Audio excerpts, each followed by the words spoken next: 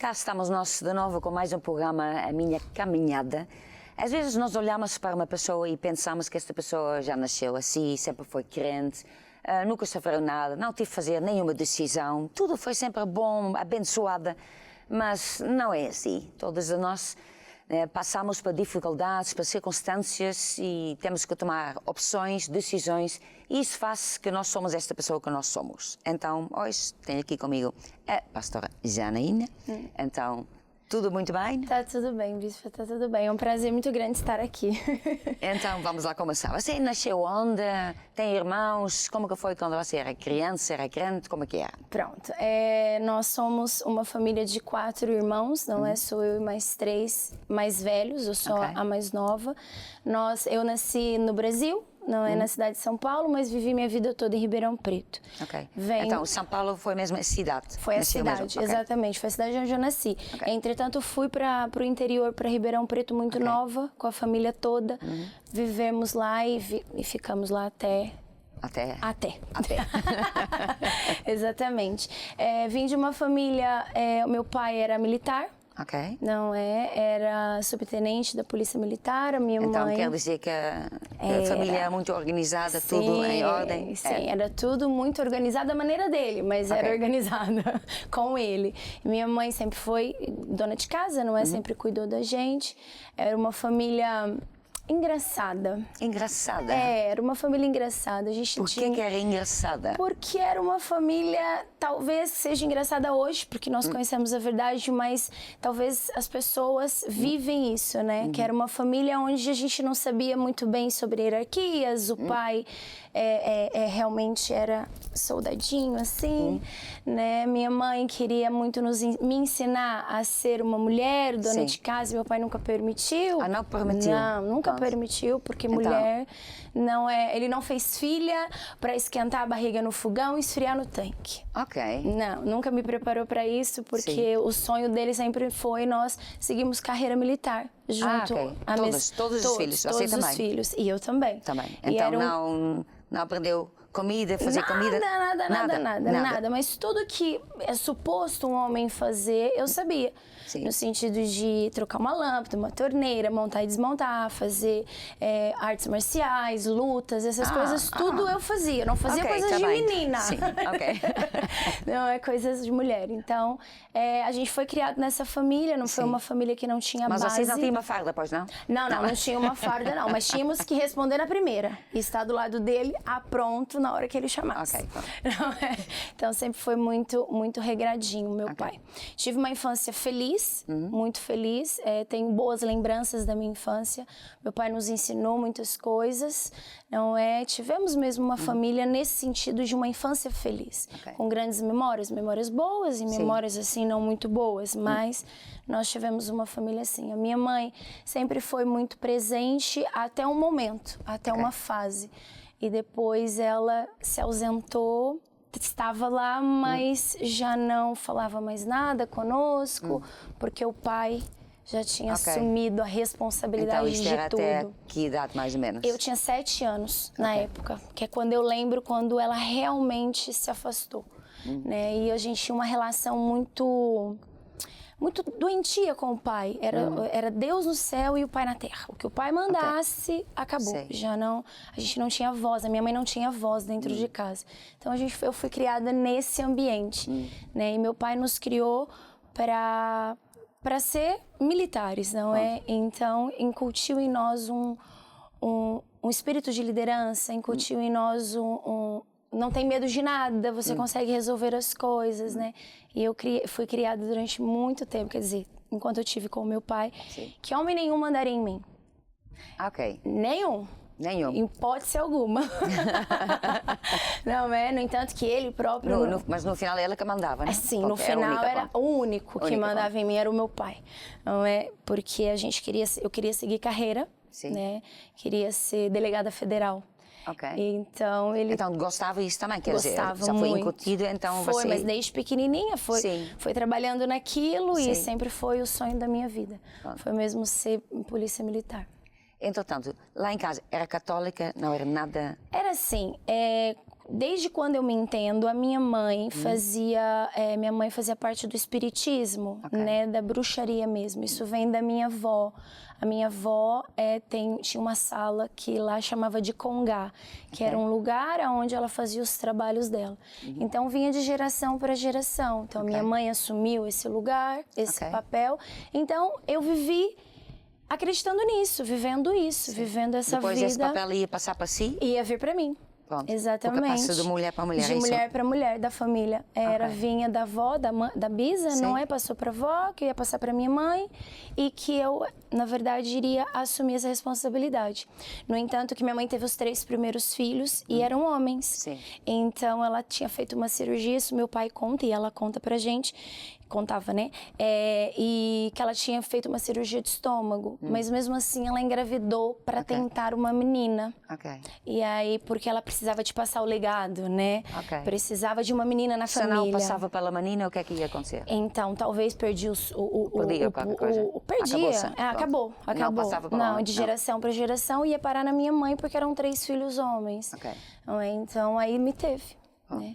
E aí me ensinou desde pequenininha como é que fazia. Então isso também implicava quando você nasceu que fizeram qualquer cerimônia assim, Sim, ou não?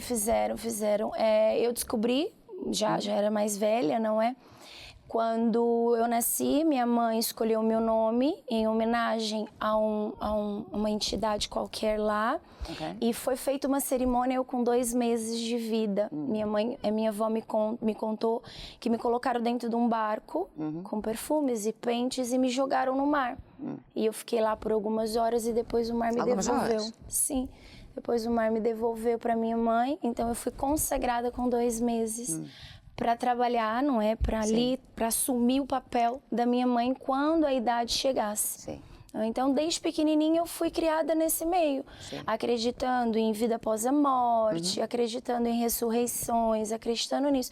Então, essa sempre foi a minha base. Então, também falando com espíritos, essas coisas todas? Sim, falando. Isso sempre foi a minha base. Eu, com 7 anos, foi a fase onde a minha mãe se afastou um pouco de nós, porque o meu pai assumiu o controle literalmente nosso, tanto emocional como psicológico, porque era assim, tudo para nós era o pai, né? A mãe, infelizmente, a gente não dava importância, né? Era tudo o pai. Eu sempre via uma imagem pequenininha nos cantos da parede. No início eu ficava com muito medo. Porque já quando tinha 7 anos? Sim, 7 anos. A recordação que eu tenho, né? A partir mais ou menos dessa idade. Eu olhava assim nos cantos da parede e estava ali uma figura que não tinha rosto, só uma capinha pequenininho. E ele estava ali. Onde é que eu ia, eu olhava e aquilo me fazia confusão. E eu fui perguntar para minha mãe. Aí minha mãe falou que aquilo que eu estava vendo era algo para me proteger, era algo para estar comigo. Então eu falei, ok, se é para proteger, então tá tudo bem. Então aquilo já não me fez mais confusão. Passei minha vida toda, onde quer que eu fosse, estava ali. Onde quer que eu fosse, estava ali. Aí quando eu peguei mais ou menos uma idade de 15, 16 anos, foi quando ia passar eles falam, o legado para mim, com 15 para 16 anos. Mas eu nunca quis. Eu nunca quis. Por algum motivo eu nunca quis, porque eu não gostava daquilo que eu via. Quando eu ia, minha mãe começava os trabalhos e aquelas coisas que ela fazia e ficava completamente fora de si, depois voltava assim, não sabia o que tinha feito. Aquilo para mim nunca foi confortável, perder o controle da situação, né? Então eu nunca quis. E aí a minha é uma cerimônia que você tinha que fazer qualquer coisa, mas você disse, não quero. Não quero. Porque você tem que abrir, porque não tenho que abrir nada, eu não quero, eu não vou fazer. Minha mãe ficou super revoltada comigo, o fato eu não podia cortar cabelo, tinha que ter o cabelo muito comprido, era todo minha vida inteira, sempre foi isso. E a luxúria era o cabelo tinha que ser impecável, impecável até na cintura, impecável. Então, quando eu fiz 16 anos, falou e eu não quis. E tive um contratempo com a minha mãe, porque minha mãe falou, como é que pode, eu te fiz para isso. Eu falei, mas eu não quero estar neste lugar. Não me sinto confortável. Mas você não acredita? Não, eu acredito, mas eu não quero. Eu não quero. Então, começou a perder força. o congá lá, o lugar onde a minha mãe fazia os trabalhos. Começou a perder. Ela começou a perder a força. Começou a perder. Porque ela não estava conseguindo passar isso para si. Não, ela não estava obedecendo as ordens, não estava conseguindo concluir aquilo que lhe foi pedido. Então ela começou a perder força. Então as pessoas que iam lá para pedir os trabalhos, as coisas já não aconteciam. Sim. Né? Já não aconteciam, já não funcionava. E eu era culpada de tudo isso. Não era culpada e permaneci firme porque eu realmente não queria. Sim. Mas nunca deixei de acreditar, porque eu sempre acreditava ali, porque ali tá protegendo, sim, porque tinha uma guia que colocava no pescoço, que é umas bolinhas coloridas, cada cor era uma coisa. Sempre pedia, sempre, sim, né? Então, foi até mesmo a minha... Até quando tudo aconteceu, né? E a minha sim, vida mudou. Mas era isso. E depois em casa também nós tínhamos muito problemas porque o meu pai, como ele era militar, não é? Ele era o senhor da verdade e a gente tinha que obedecer. E por muito tempo a minha mãe ficou muito excluída. E no decorrer de tudo isso, ela acabou se viciando em álcool. E minha mãe só dormia depois que bebesse. Então a gente perdeu mais a credibilidade ainda, sim, nela, né, por conta daquela situação. E a gente sempre nos mostrava, né, nos deixava bem claro, olha ali a tua mãe como está. Né? Eu é que sou o bom, tá a ver? Tô aqui com vocês e não sei o quê. Então a gente teve sempre... Então assim, não era uma base. Minha mãe e meu pai não dormiam no mesmo quarto.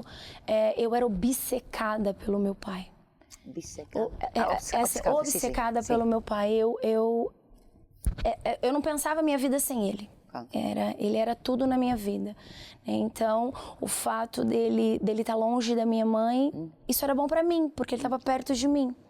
Né? Eu tinha mesmo assim um amor doentio pelo meu pai, porque eu não conseguia viver sem ele. Então, tudo que ele falava pra mim era assim e acabou. Era só você ou os seus irmãos também eram assim? Não, os meus irmãos não eram assim. Sim. Os meus irmãos não eram, mas cada um tinha o seu jeito. Né? Eu tinha um irmão mais velho, que depois de um tempo a gente descobriu que ele não era filho do meu pai. Meu pai, quando casou com a minha mãe já estava grávida. Meu pai sabia, só que eles nunca tinham contado. E um dia, no Natal, sim, a minha mãe já tinha tomado algumas coisas. Sim. E ela já reuniu a família toda e falou, tenho algo para contar. Aí meu pai, você tem certeza que você vai fazer isso? Ela, vou fazer. Então tá, então conta. Então o Jefferson, meu irmão mais velho, não é filho do seu pai. Aí a gente ficou, tipo, super chocado. O meu irmão mais velho se revoltou contra a minha mãe, falou que ela era uma mentirosa, que independentemente de quem era o pai dele era o meu pai, e não sei o quê. O meu irmão do meio, que era um irmão um pouquinho mais problemático, ele usou isso para poder enfrentar o irmão mais velho, porque afinal... Tu não és o meu irmão. Tu não és o meu irmão legítimo, você é só filho da minha mãe. Né? Eu fiquei muito triste também. O meu irmão, eu lembro que o meu irmão mais novo dos meninos não teve nenhuma reação. Ficou estagnado, tipo, não falou nada. Então os nossos natais também eram bem assim, corriqueiros. A mãe fazia uma mesa farta, ia pro quarto, se trancava no quarto, uma música alta, boa alta, e sentava eu, meu pai e os meus irmãos, comíamos e íamos dormir. Todo Natal sempre foi isso, a vida toda. E a gente nunca entendeu. Você pensava que era normal? E também nunca entendemos o porquê daquela atitude da minha mãe. A gente nunca tinha entendido, porque a gente acreditava naquilo que o pai falava. Né? Então, aí passaram-se anos e anos e anos, e a gente começou a deparar com certas situações que já não eram assim. Como... A gente cresceu, né? E fomos vendo. Eu lembro quando nós éramos pequenos, o Jefferson sempre fazia tudo em casa, que era o irmão mais velho, e nós não fazíamos nada. Eu não fazia nada. Não fazia nada. E eu tinha um poder também sobre o meu pai, que ele fazia tudo o que eu queria. Eu era uma menina queque mesmo. Tudo que eu queria, ele fazia. Eu tinha razão em tudo. Tudo, por mais que eu estivesse errada. E nos outros filhos também eram assim. Dentro de casa eu tinha razão em tudo, fora de casa os filhos tinham razão. Independentemente do que eles tivessem feito, eles tinham razão. O pai sempre estava lá para passar a mãozinha nas costas, né? Tanto que o meu irmão do meio foi dependente químico durante muito tempo e meu pai fingiu que não via. né? Porque tapava o sol, sabe? Assim, fingia que não via. Então foi uma confusão. Nunca foi estável a minha família. Aquela família de você sentar e ter o pai, a mãe, os irmãos e conversar e ter... Nunca foi isso. Sempre foi a mãe, o pai e os irmãos aqui. Sempre. E a gente sempre foi muito unido, que isso meu pai sempre prezou, que os irmãos, independentemente de qualquer coisa das diferenças, a gente tinha que ser unido. Quando um grita, todos vão. Isso ele sempre prezou. Mas sempre foi, nunca com a verdade, sempre com a mentira, né? E eu também só fui descobrir isso depois de muitos anos. Entretanto, quer dizer, vem este meio, né? Veio este meio todo. Com 16 anos eu saí de casa, fui morar sozinha, porque eu já não estava mais aguentando a pressão da minha mãe para assumir aquele lugar. Então, fui morar sozinha, comecei a trabalhar, morei sozinha. Foi sozinha para trabalhar, estudar? Sim. Ou só... Não, só trabalhar. Saí mesmo de casa, arrumei um trabalho. Já trabalhava desde os meus 15 anos. 14, 15 anos eu comecei a trabalhar. Já conseguia me sustentar, então fui, aluguei uma casa para mim e fui morar sozinha. Sim. Isso continua em Ribeirão Preto? Continuando em Ribeirão Preto. Fui morar sempre na mesma cidade. Aí o seu pai deixava? Deixava, mas era assim. Eu também, ele tinha um controle muito grande sobre mim, mesmo longe. Eu não fazia nada sem pedir autorização para ele. Vamos supor que eu ia sair na noite. Sim. Eu ligava pro pai e falava, pai, eu vou, porque a gente tinha uma regra, né? Ele nunca nos impediu de fazer nada, mas ele sempre deixou muito regrado. Aonde você vai, eu preciso de saber, com quem você vai e aonde é. E se você sair de lá, você vai me avisar, porque cena de militar, para saber os passos, se caso acontecer alguma coisa, tem mais ou menos aonde procurar e tudo mais. Então, antes de sair de casa, eu ligava, pai, tô indo para tal lugar, com tal pessoa, assim, assim, assim. Posso? Pode, vai. Aí eu ia. Quando eu menos esperava, o pai chegava lá no lugar para me olhar, de longe, para ver se eu estava lá. De vez em quando, ou sempre? De vez em quando ele aparecia lá e olhava. Como ele era polícia, ele entrava em qualquer lugar lá. Então ele olhava, via que eu estava lá. Depois, na hora que eu saía do sítio, ligava para ele, pai, estou indo para casa. Quando chegar em casa, avisa. E assim, sempre foi isso. Eu nunca tomei decisões na minha vida sem o aval do meu pai. Nunca mesmo. E achava que era normal? E achava que era normal. Super normal. Aí fiz 19 anos, conheci o meu marido. Como foi isso? Né? Foi engraçado. Foi engraçado? Foi divertido. Por quê? Eu já tinha visto meu marido há muitos anos atrás, porque ele tocava numa banda de baile de formatura, de faculdade. E às vezes nós íamos nos bailes de carnaval e ele tocava. E eu sempre via ele lá no palco tocando o instrumento dele. Né? Mas eu olhava e ele tinha uma aliança porque ele era casado, então era ele lá e eu aqui. E eu fui noiva também durante 3 anos. Eu noivei com 16, 17, 18, 19 foi quando eu conheci. Fiquei noiva 3 anos, me separei há uma semana e aí foi quando nessa semana eu fui num lugar também à noite, o meu marido hoje, né, estava tocando e eu vi que ele estava sem aliança. E aí eu perguntei pra minha amiga o que tinha se passado, porque ela conhecia. Aí ele falou, não, vamos conversar com ele. E foi assim, e aí nós começamos a conversar e ele me explicou que também tinha se separado da esposa dele. E aí nós começamos a conversar.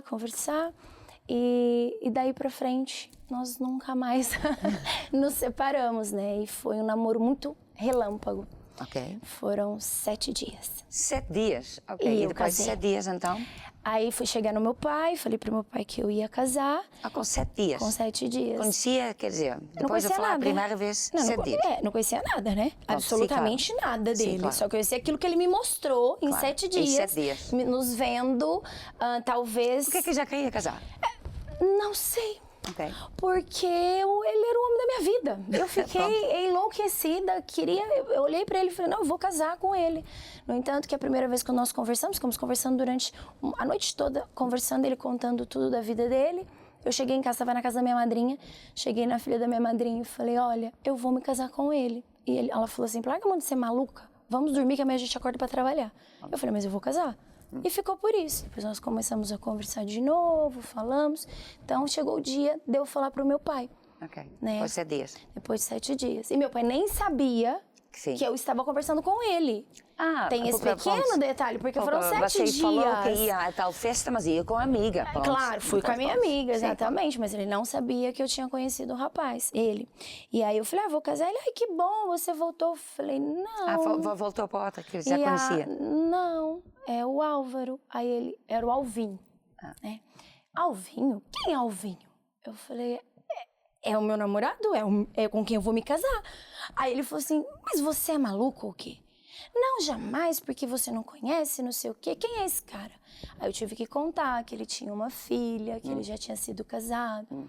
E meu pai olhou pra mim e falou, Janaína, é o seguinte, mulher, ex-mulher e filho é pro resto da vida. Você tá preparada pra isso? Claro que eu tô. Achas que eu não tô preparada? Óbvio que eu tô preparada.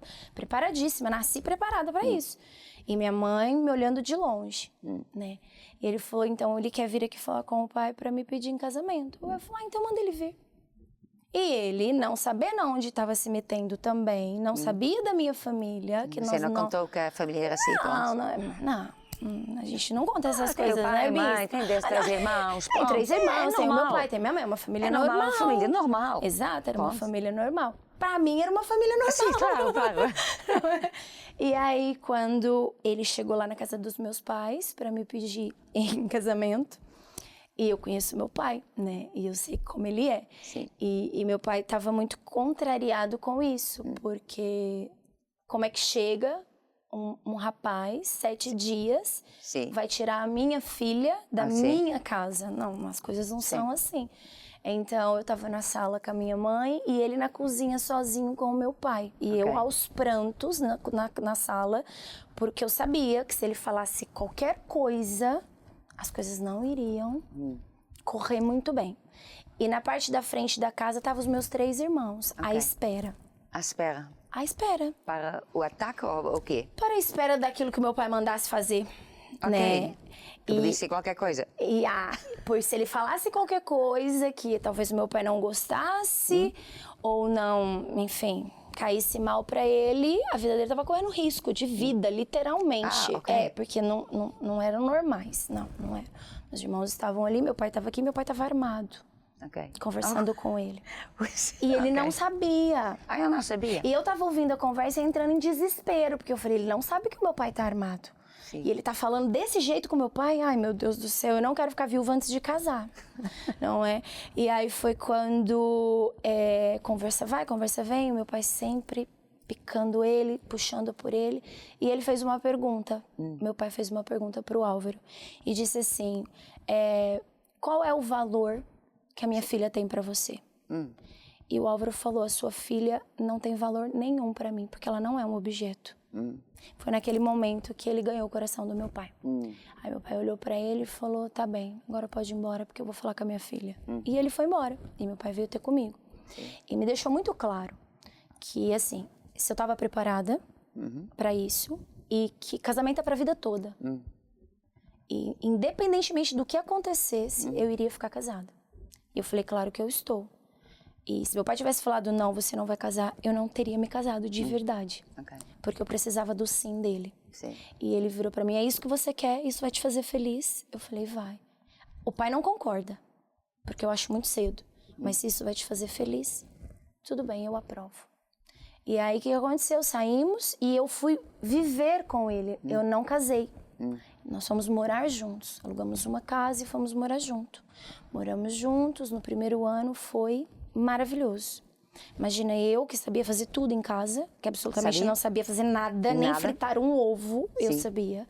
Não é? Imagina uma vida de casada. E na minha cabeça eu tinha idealizado uma família perfeita. Sim. Porque a gente assistia as novelas, eu via as minhas amigas que tinha o pai com a mãe ficava em casa, o pai trabalhava e ela chegava e a casa estava limpa, comida feitinha. Comida feita, nunca pensar como a comida chega lá feita. Nada, uma vida tranquila, sabe? Mulher assim, que cuida dos filhos, marido, casa e mais nada. Então eu tinha idealizado isso. Eu pensei, falei, chegou o meu momento.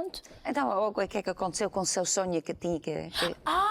Com o meu sonho de ser polícia? Sim. Pois.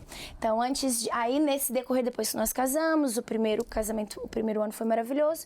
O que eu fiz? Estava fazendo um curso pra entrar na polícia. Ok. né? Comecei a fazer tudo, passei em todas as provas, foi tudo fixe, tudo tranquilo, consegui chegar lá. Passei e tinha que mudar para a capital, 300 quilômetros. Já tinha tido a minha filha, a Amabile, já tinha a Amabile. Então, a gente já tinha trabalhado tudo, eu, meu pai e minha mãe. Eu já estava casada, certo? Já tinha uma filha. Então, a gente já tinha resolvido tudo, eu, meu pai e minha mãe. Que eu ia para São Paulo, minha mãe ia alugar uma casa na frente do quartel, ia viver nessa casa com a minha filha e eu ficaria no quartel, porque eu ia ter que ficar reclusa no quartel 5 anos. 5 anos? 5 anos para sair de lá oficial. Eu poderia vir só os finais de semanas para casa. Quer dizer, mas já estava casada? Já estava casada. E eu decidi a minha vida com meu pai e com a minha mãe. Certo? Porque era meu sonho, meu pai me incentivou para isso. Eu saí oficial de lá e era mais um passo só então, para aquilo que eu... Então, o que ia acontecer com seu marido? Eu sei lá, ele ia ficar lá, né? Sei lá o que ia acontecer com ele. Então, eu cheguei nele e falei, olha, é assim, eu passei, como você sabe, eu tava concursando, passei e tudo mais. Aí ele falou, aham. E ele só assim, aham. Então, nós vamos, eu e a Amabile, vamos para São Paulo, vamos ficar lá e esse curso dura 5 anos e voltamos só nos fins de semana. Mas não passou pela minha cabeça que ele era músico e nos fins de semana ele estava trabalhando, viajando. Então, quer dizer, não havia possibilidade. E ele só virou para mim e falou assim, você vai ter que fazer uma escolha. Ou o seu casamento ou o seu sonho. Nossa, aquilo para mim foi o fim. O fim. Mas como eu idealizava um casamento, contrariada, eu decidi ficar com o meu casamento, né? Mas isso eu nunca superei, nunca tinha superado. Então, toda briga, a todo momento, eu jogava sempre, na cara. Jogava sempre, né? Eu deixei o meu sonho por causa de você. Porque hoje a gente não estava nessa vida, por causa que se eu estivesse lá. Está a apontar dedos para mim? Antes que nós continuamos, né? Porque pronto, estamos aqui no meio da conversa, pronto. Ainda não é convertida nem nada, então nós temos que continuar esse programa. Mas diga só uma coisa às pessoas, só para dizendo que você depois se converta, pronto, senão a pessoa desista, pronto. Não, sim. E depois de um tempo, eu conheci Jesus e foi apresentado um Jesus através do meu pai. E no momento muito frágil do meu casamento, no momento de divórcio, no momento em que nada estava funcionando. E o meu pai que tinha conhecido Jesus há muito tempo e nos mostrou esse Jesus. E quando nós conhecemos Deus de verdade, não foi fácil, mas decidimos viver com Ele. E não foi um passe de mágica, foi um trabalho que teve tanto a nossa liderança como nós como casal. Tivemos que decidir trabalhar juntos para constituir o casamento que hoje nós temos. Pronto, entretanto, acabamos então este programa aqui. Nós já voltamos para ouvir mais histórias.